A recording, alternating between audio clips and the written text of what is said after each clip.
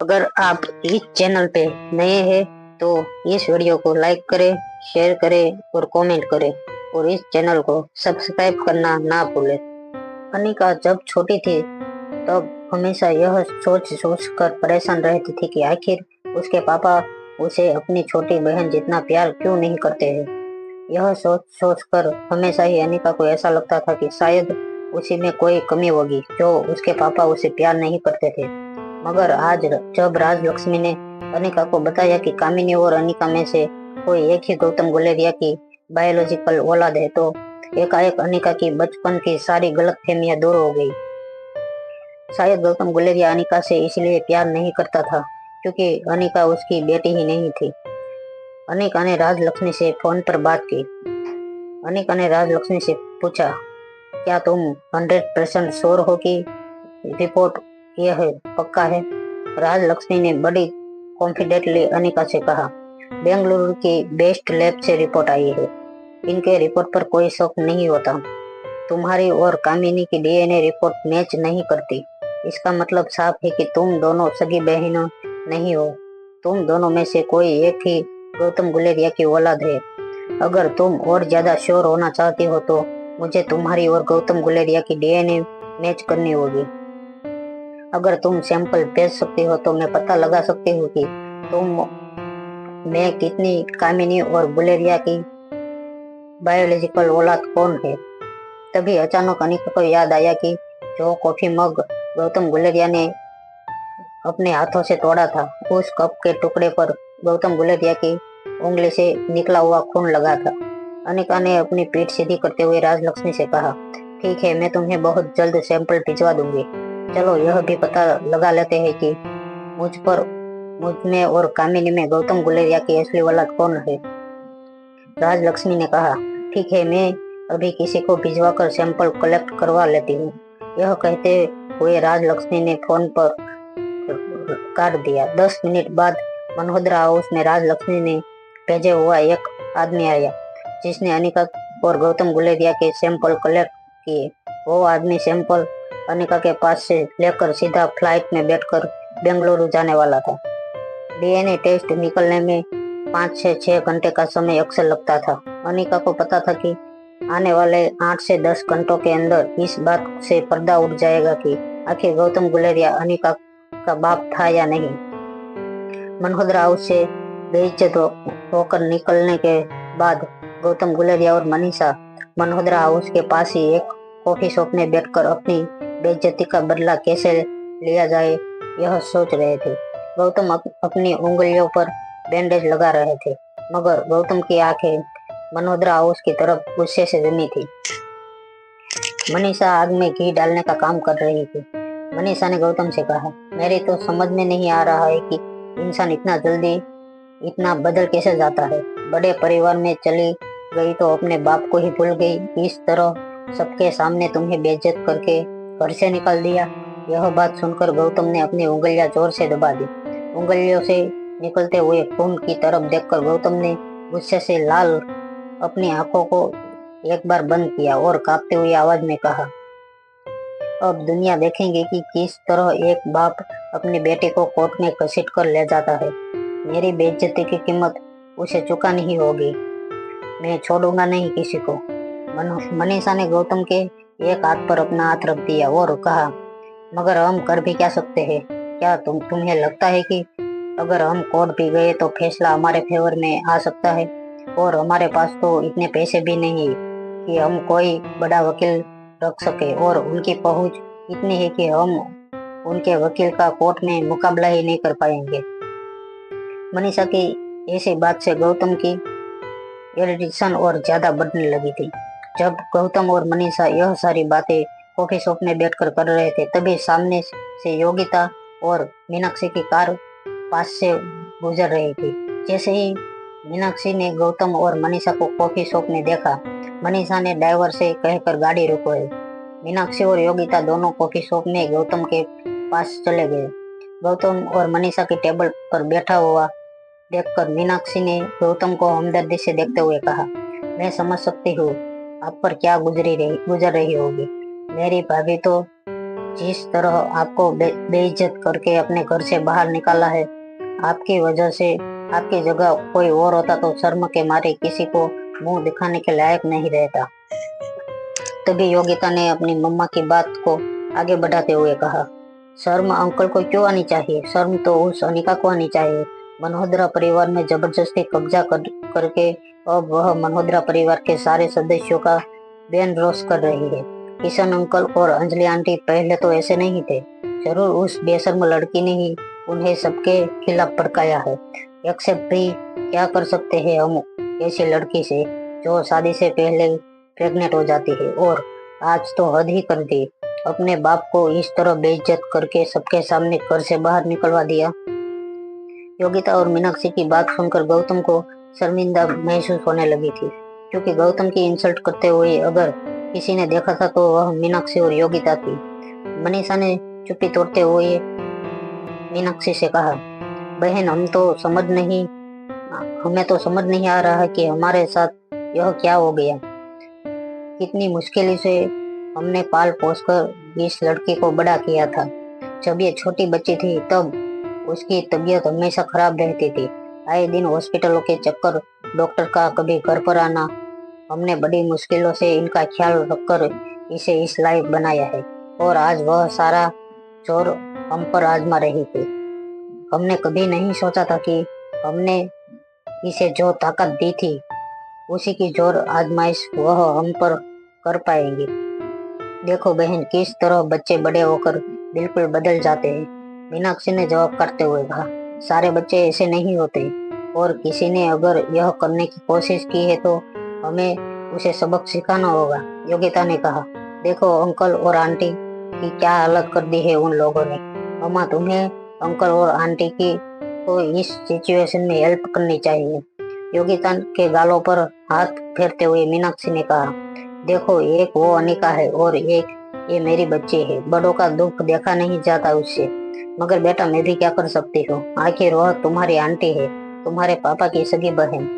मैं उसके खिलाफ कैसे जा सकती हूँ? अपनी जगह से खड़ी होते हुए योगिता ने मीनाक्षी से कहा, अगर सच्चाई और परिवार दोनों में से एक को चुनना होगा तब मैं सच्चाई को चुनूंगी। यह सब कुछ आपने ही तो सिखाया है मुझे मम्मा, और अब आप ही यह सब कुछ कह रही हो। मुस्कुराते हुए मीनाक्षी ने योगिता का हाथ पकड़कर उसे फिर से बिठा दिया और कहा, ठीक है, मैं हार गई और तुम जीत गई।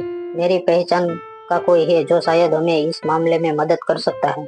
मल्होत्रा, काफी रात हो चुकी थी। अंजलि मामी को बेचैनी महसूस हो रही थी।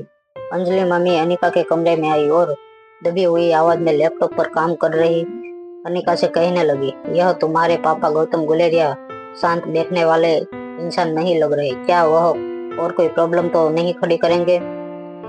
अनिका ने अंजलि मम्मी के हाथ पर हाथ रखकर मुस्कुराते हुए जवाब दिया, हर प्रॉब्लम का सॉल्यूशन होता है। आप फिक्र मत कीजिए और शांति से सो जाइए। अनिका का आश्वासन मिलते ही अंजलि मम्मी अनिका के कमरे से बाहर चली गई।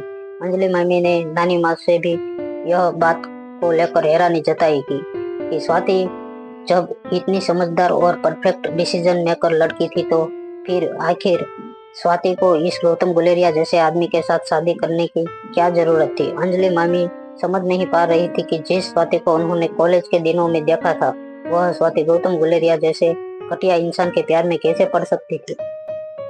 नानी माँ ने अंजलि मामी की बातों का जवाब देते हुए कहा, सब तकदीर का खेल है। हर इंसान की जिंदगी में वही होता है जो तकदीर में लिखा होता है। अनिका के लिए खुद दुख जानते हुए भी अंजलि मामी ने कहा, मुझे तो इस लड़की अनिका के बारे में सोच सोच कर बहुत दुख होता है। बचपन में माँ गुजर गई और बाप बचपन से ही उसे प्यार नहीं करता। आज गौतम ने यहाँ जिस तरह से तो तमाशा खड़ा किया वह देखकर मैं अंदाजा लगा सकती हूँ कि बचपन में अनिका पर क्या क्या बीती होगी। नन्ही सी बच्ची ने इतनी सी उम्र में क्या कुछ नहीं देखा होगा। नानी माँ ने अंजलि मामी से पूछा, मगर इस वक्त वो कैसी है? यह सब कुछ होने के बाद वह दुखी तो नहीं है ना? अंजलि मामी ने कहा, नहीं, हमारी अनिका तो बहुत समझदार है। जब भी उसके पास जाओ तब मुस्कुरा कर ही जवाब देती है। किसी भी मुश्किल से गुजर रही हो वह हमें इसका एहसास नहीं होने देती। हो सकता है वह इस वक्त अपने आंसू छुपा रही हो, अपनी मुस्कान के पीछे। जब अंजलि मम्मी और नानी माँ यह सोच रहे थे कि शायद अनिका अपने कमरे में आंसू बहा रही होगी, तब अनिका अपने बिस्तर पर गहरी नींद में सो चुकी थी। अगले दिन सैटरडे था और आर्यन को स्कूल में छुट्टी थी, इसलिए अनिका को पता था कि आज उसे चैन की नींद नसीब होने वाली थी। अनिका कुछ पल में गहरी नींद में सो गई थी। सुबह जब उनकी आंख खुली तो बंगले के गेट पर जोर जोर से किसी के चिल्लाने की आवाज आने लगी, जिससे अनिका की आंख खुल गई। जैसे ही अनिका अपने कमरे से बाहर निकली, अनिका ने सुना कि किशन मामा किसी पर जोर जोर से चिल्ला रहे थे। किशन मामा सामने खड़े कुछ लोगों से कह रहे थे, देखो इस वक्त हम कोई इंटरव्यू नहीं देना चाहते। अंजलि मामी लोगों से कह रही थी, आप लोग इस तरह अचानक क्यों आ गए हो? देखिए आप लोग यहाँ से चले जाइए, वरना मुझे सिक्योरिटी गार्ड्स को बुलाना होगा। तभी एक लड़के ने अपनी आवाज तेज करते हुए कहा, देखिए मैडम, हम सब प्रेस से आए हैं, आप प्रेस रिपोर्टर्स के साथ इस तरह का बिहेवियर नहीं कर सकते। हमें मिस अनिका गुलेरिया से बात करनी है। हमें खबर मिली है कि मिस अनिका गुलेरिया ने अपने बाप को बेइज्जत करके घर से निकाल दिया है। जिस बाप ने पाल पोस कर अपनी बेटी को बड़ा किया, उसे मल्होत्रा खानदान में जगह मिलने के बाद अपने बाप का तिरस्कार कर दिया। हम जानना चाहते हैं कि ऐसा उन्होंने क्यों किया। उन्हें बाहर बुलाइए।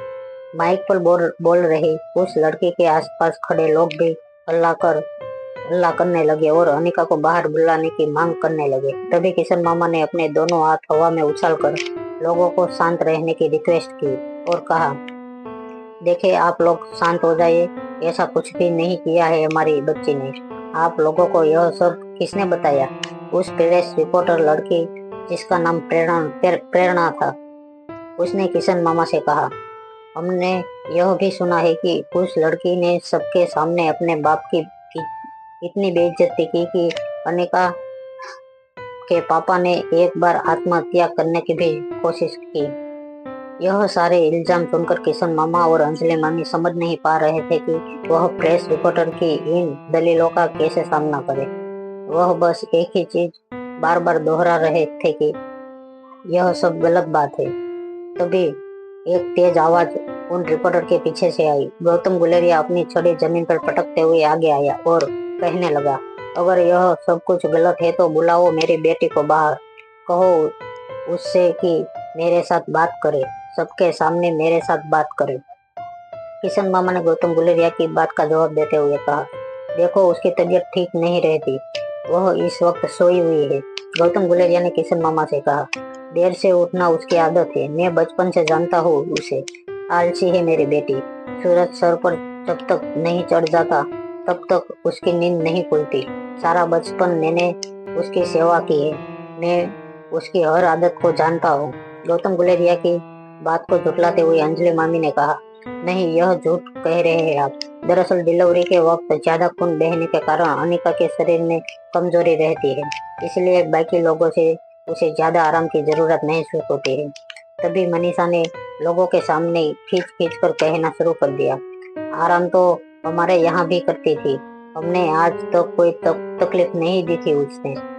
मगर जैसे ही मल्होत्रा खानदान में उसकी एंट्री हुई, वह हमें ही भूल गई।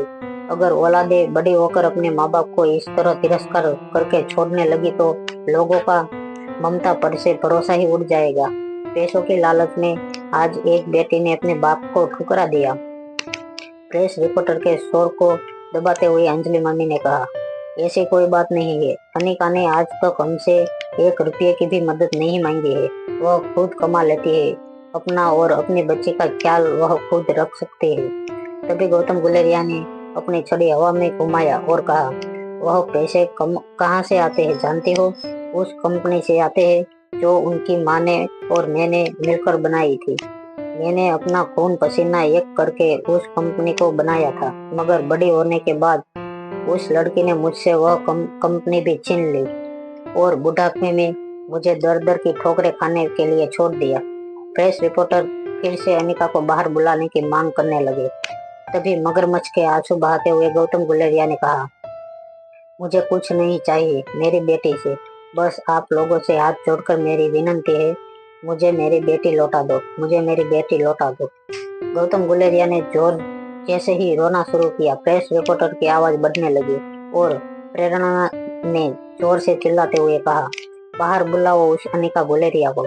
बाहर चल रही इन बातों को सुनकर दरवाजे के बिल्कुल पास खड़ी अनिका हैरान हो गई। गौतम गुलेरिया जोर जोर से कहने लगा, जब से मेरी बेटी इस मनोहद्रा परिवार में आई है ना, न जाने उसे क्या हो गया है।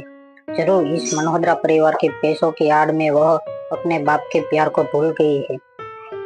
मैं मनोहद्रा परिवार से हाथ जोड़कर विनती करता हूँ कि मुझे मेरी बेटी लौटा दो। मैं उसका बाप हूँ, खून का रिश्ता है हमारा। गौतम गुलेरिया की आंखें यह बोलते हुए गुस्से से लाल होने लगी थी, मगर उसने मगरमच्छ के आंसू बहाना छोड़ा नहीं। जैसे ही गौतम गुलेरिया का यह इंटरव्यू कुछ चैनल पर टेलीकास्ट हुआ, लोग सोशल मीडिया पर गौतम गुलेरिया के सपोर्ट में बातें करने लगे। लोग अनिका के बारे में बुरा भला कहने लगे कि किस तरह की लड़की होगी वह जिसने पैसों की आड़ में आकर अपने बाप का तिरस्कार कर दिया। तभी किसी ने कहा कि मनोहद्रा खानदान को शर्म आनी चाहिए ऐसा करते हुए। किसी गरीब बाप से अपने बेटे को छीनकर क्या मिलेगा उन्हें। तभी किसी ने सोशल मीडिया पर यह भी लिख दिया, जो लड़की इतनी देर तक सोती रहे, एक बच्चे की माँ है और माँ होने के बावजूद वह औरत भरोसे के लायक कैसे हो सकती है। शायद अब उसने अपनी बच्चे की जिम्मेदारी से भी हाथ झड़प लिए होंगे। सोशल मीडिया पर तरह तरह की बात उड़ने लगी। इंटरव्यू लेने वाली प्रेरणा को अचानक ही अलग अलग चैनल के जरिए शहर भर में दिखाया जाने लगा। ऐसे लग रहा था जैसे प्रेरणा ने उछाली हुई इस बात को कोई जानबूझकर हवा दे रहा था, ताकि ज्यादा से ज्यादा लोगों तक अनिका और गौतम गुलेरिया के बीच में चल रहे वार को पहुंचा जा सके। Delhi university of medical science doctor Shalini अपने फोन पर अपने सोशल मीडिया अकाउंट में अपने दोस्तों से पोस्ट की हुई तस्वीरें देख रही थी। तभी उसकी नई नई सोशल मीडिया पर फ्रेंड बनी कामिनी की एक पोस्ट डॉक्टर शालिनी ने देखी। जैसे ही कामिनी की पोस्ट पर शालिनी ने क्लिक किया, शालिनी के मुंह पर स्माइल आ गई। एक्साइटमेंट में शालिनी ने मुस्कुराते हुए अकेले में बात करते हुए कहा, बेचारी अनिका आज तो बुरी तरह बदनाम हो गई। वैसे ऐसी लड़कियां तो बदनामी में भी अपना नाम कहीं ना कहीं ढूंढ लेती है। शालिनी ने इस सोशल मीडिया पोस्ट को अपने हर ग्रुप पर शेयर किया ताकि मेडिकल फील्ड के ज्यादा से ज्यादा लोग अनिका और गौतम गुलेरिया के बीच चल रही लड़ाई को देख सके। जल्द ही शालिनी के सोशल मीडिया अकाउंट पर लोग तरह तरह के कमेंट करने लगे। तभी एक कमेंट पर शालिनी का खास ध्यान पड़ा और जिसे देखकर वह मुस्कुराने लगी। किसी ने लिखा था, ऐसा तो कोई बहुत बुरा इंसान ही कर सकता है। एक बाप अपने बेटे को कितनी मुश्किलों से पाल पोस कर बड़ा करता है और बड़े हो जाने के बाद अचानक ही पैसे वाले खानदान से जुड़ते ही अगर यह लड़की अपने बाप को आज इस तरह भुला सकती है तो कल अपनी बेटे के साथ भी यही कर सकती है। और पता नहीं समाज के लोगों के साथ तो ऐसी औरत क्या क्या कर सकती है। यह मनोहद्रा परिवार तो वही परिवार है जो मनोहद्रा फार्मेसी के मालिक है। इतने सालों से आयुर्वेदिक और ट्रेडिशनल मेडिसिन के फील्ड में यह लोग इतने बड़े बिजनेस परिवार के पास ऐसी एक्सपेक्ट नहीं थी कि हमें जो लोग अपनों के साथ इस तरह का धोखा कर सके, वह आम लोगों के साथ क्या कुछ नहीं कर सकते। देखते ही देखते एक छोटा सा इंटरव्यू मनोहद्रा फार्मेसी की रेपुटेशन को धक्का पहुंचाने लगा था। जब से डॉक्टर शालिनी ने मेडिकल प्रोफेशनल से रिलेटेड लोगों के बीच इस पोस्ट को शेयर किया था, मनोहद्रा फार्मेसी से जुड़े हुए काफी लोग इस पोस्ट को देखकर अपने अपने कमेंट पोस्ट पर लिख रहे थे। तभी इंटरव्यू करने पहुंची प्रेरणा ने माइक पर अनाउंस करते हुए कहा, वैसे तो मिसेज अंजलि मनोहद्रा काफी शांत है और देखते हुए भी बहुत भली औरत लगती है, मगर इतनी देर से हम लोग यहाँ पर मिस अनिका का वेट कर रहे हैं, मगर उन्होंने अब तक बाप और बेटी का सामना नहीं होने दिया। घर के अंदर ही छुपा के रखा है मिस अनिका गुलेरिया को। क्या यह बाप और बेटी को अलग करने की मनोहद्रा खानदान की सोची समझी साजिश है? आखिर क्या हो सकता है इस साजिश के पीछे का मकसद? देखने के लिए मेरे साथ जुड़े रहो। तभी सोशल मीडिया पर लोग कमेंट सेक्शन में लिखने लगे, मेरा तो मानना है कि मनोहद्रा फार्मेसी को बाइकआउट कर दिया जाए। उनकी कंपनी से बनी दवाइयों को कोई ना खरीदे। ऐसे लोगों को अगर सबक सिखाने का कोई रास्ता है तो वह बस यही है कि उनके कंपनी में बनी कोई भी चीज ना खरीदे। इस कमेंट पर देखते ही देखते हजारों लाइक्स आ गई। सपोर्ट में प्रेरणा की लाइव इंटरव्यू पर गौतम जिस तरह से अपना दर्द बयां कर रहा था, उसे देखकर इंटरव्यू देख रहे काफी बूढ़े माँ बाप की आंखों में आंसू आ गए। गौतम जोर जोर से रोती हुई आवाज में कहने लगा, मुझे बस एक बार अपनी बेटी को मिलना है। मुझे देखकर यह तसल्ली करनी है कि वह ठीक तो है या नहीं। आप लोग इस तरह उसे मुझसे चुरा नहीं सकते, मुझसे अलग नहीं कर सकते। मैंने बहुत तकलीफों के साथ उसे बड़ा किया है। अब अचानक उसे इस तरह आपके हवाले करके नहीं जा सकता मैं। अंजलि मम्मी जानती थी कि गौतम का असली रूप क्या था।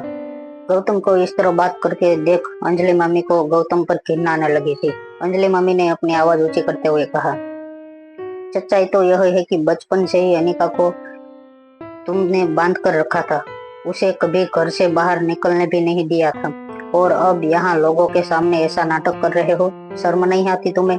गौतम गुलेरिया ने अपनी छड़ी हवा में घुमाते हुए कहा, हाँ, यह बात सच है कि मैंने अपनी बेटी को कभी घर से बाहर नहीं निकलने दिया, क्योंकि वह तबीयत से बहुत कमजोर थी।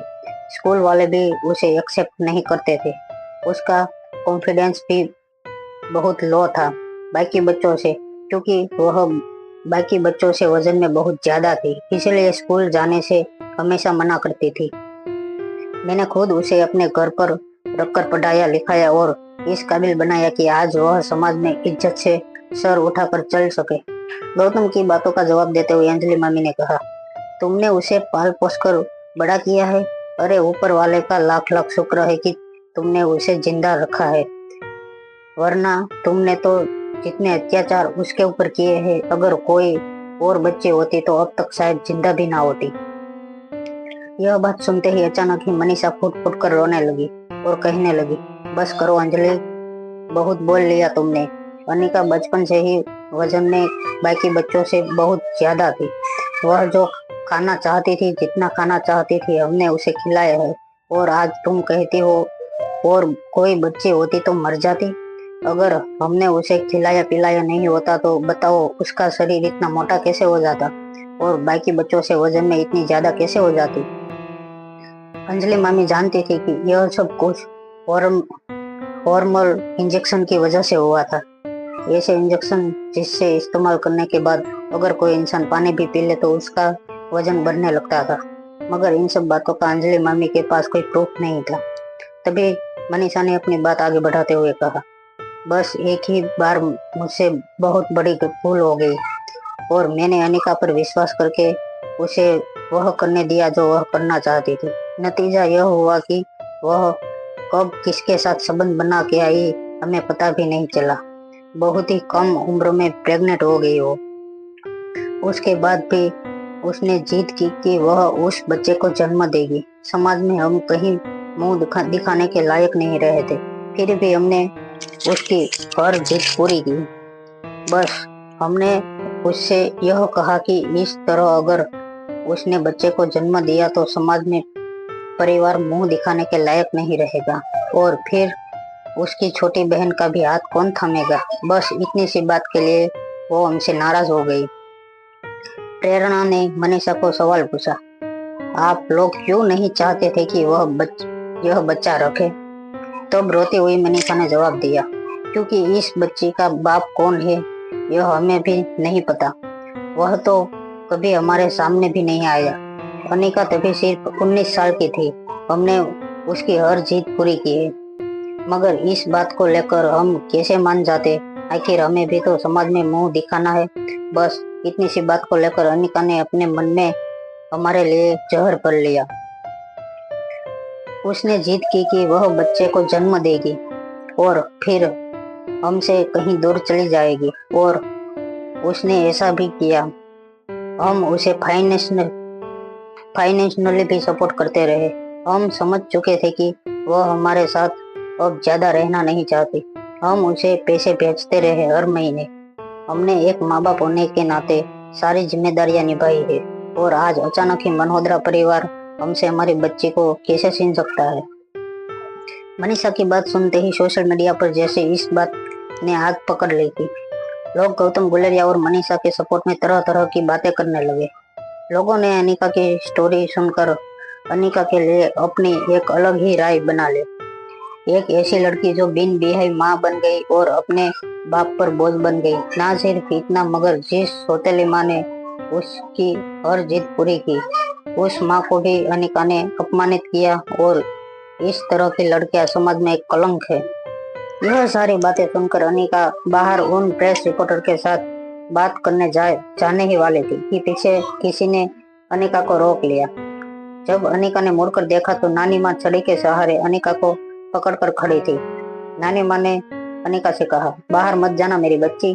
डरी हुई और टेंशन में लग रही नानी माँ के कंधों पर हाथ रखकर अनिका ने कहा, अरे नानी माँ, आप चिंता मत कीजिए, इस बात को सीरियसली लेने की कोई जरूरत नहीं है। अनिका के चेहरे पर मुस्कुराहट देखकर नानी माँ हैरान रह गई।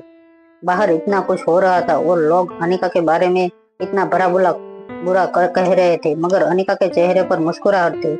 नानी माँ को पास की चेयर पर बिठाते हुए अनिका ने कहा, आप यहाँ आराम से बैठिए और रिलैक्स कीजिए, यह सब अभी शांत हो जाएगा और अपने अपने घर चले जाएंगे। अनिका की बातों को सुनकर नानी माँ को ऐसा लग रहा था जैसे कि इस नन्ही सी बच्ची पर बचपन से इतने जुल्म हो रहे थे कि अब उसे लोगों के ऐसे तानों की आदत पड़ चुकी थी। अनिका के बारे में सोच कर नानी माँ की आंखें आंसू से पिघलने लगी। तभी अनिका ने अपना फोन निकालकर उसमें टाइम देखा। अनिका को पता था कि बहुत जल्द गौतम गुलेरिया और उनके डीएनए रिपोर्ट आ जाएंगे। अनिका ने राजलक्ष्मी को फोन लगाकर कहा कि जैसे ही रिपोर्ट आ जाए वो तुरंत उसे भेज दे। राजलक्ष्मी का फोन रखने के बाद अनिका ने अपने सोशल मीडिया अकाउंट पर हो रहे हलचल को नोटिस किया। लोग अनिका को तरह तरह की बातें सुना रहे थे। हर कोई अनिका के बारे में बहुत बुरा लिख रहे थे। यहाँ तक कि बात मल्होत्रा फार्मेसी की रेपुटेशन पर जा पहुंची थी। अनिका एक के बाद एक कमेंट पढ़ते हुए हर कमेंट को हंसी में उड़ा रही थी। अनिका की इस तरह के बिहेवियर को देखकर नानी माँ का टेंशन और बढ़ गया। तभी बाहर और लोगों की इकट्ठा होने की आवाज आने लगी। प्रेरणा की लाइव स्ट्रीम दिल्ली में आग की तरह फैल गई थी। बाकी के प्रेस रिपोर्टर और आम आदमी भी अब मल्होत्रा हाउस के अंदर जमा होने लगे थे। सारे लोग गौतम और मनीषा के लिए जस्टिस की डिमांड करते हुए नारा लगाने लगे थे। जैसे ही बढ़ते हुए शोर की आवाज नानी माँ के कानों पर पड़ी, नानी माँ ने जोर से अपनी छड़ी फर्श पर पटकी। अनिका ने नानी माँ के कंधे पर हाथ रखकर उन्हें माथे पर चूम लिया और कहा, नानी माँ, मैंने कहा ना आपसे, सब कुछ ठीक हो जाएगा। यह लोग जितना शोर मचा रहे हैं उतने ही शांति से यहाँ से चले जाएंगे। आपको मुझ पर भरोसा है ना? अनिका की गालों पर हाथ फेरते हुए नानी माँ ने कहा, मुझे तुम पर उतना ही भरोसा है जितना स्वाति पर था। अपनी नानी माँ के मुंह से अपनी माँ का नाम सुनते ही अनिका भी इमोशनल हो गई। मगर इस वक्त अनिका को इंतजार था तो सिर्फ राजलक्ष्मी के कॉल का। अनिका ने सोच लिया था कि जैसे ही राजलक्ष्मी डीएनए रिपोर्ट का रिजल्ट बताएगी, यह साबित हो जाएगा कि गौतम गुलेरिया अनिका का बायोलॉजिकल फादर नहीं है और सब कुछ शांत हो जाएगा। अभी अनिका यह सब कुछ सोच ही रही थी कि अचानक ही किसी ने मल्होत्रा हाउस की खिड़की पर जोर से पत्थर फेंका। खिड़की का शीशा टूट गया और पत्थर आकर नानी माँ के पैरों पर पड़ा। नानी माँ को जैसे ही पत्थर लगा, नानी माँ के मुंह से चीख निकल गई। गुस्से से तिल मिलाकर अनिका ने पत्थर उठाया और बाहर की ओर चलने लगी। तभी नानी माँ ने पीछे से अनिका को आवाज लगाते हुए कहा, बेटा बाहर मत जाना, तुम्हारी नानी माँ की खातिर। नानी माँ को पता था कि गुस्से में तिल मिलाए लोग अनिका के साथ किसी भी तरह की बदसलूकी कर सकते थे। अपने गुस्से पर काबू पाते हुए अनिका ने अपने हाथ में पकड़ा हुआ पत्थर जैसे ही छोड़ा, राजलक्ष्मी का कॉल आया। अनिका ने बिना टाइम वेस्ट किए राजलक्ष्मी का फोन उठाया। राजलक्ष्मी ने अनिका के फोन उठाते ही कहा, डीएनए रिपोर्ट के रिजल्ट सुनकर तुम हैरान रह जाओगी।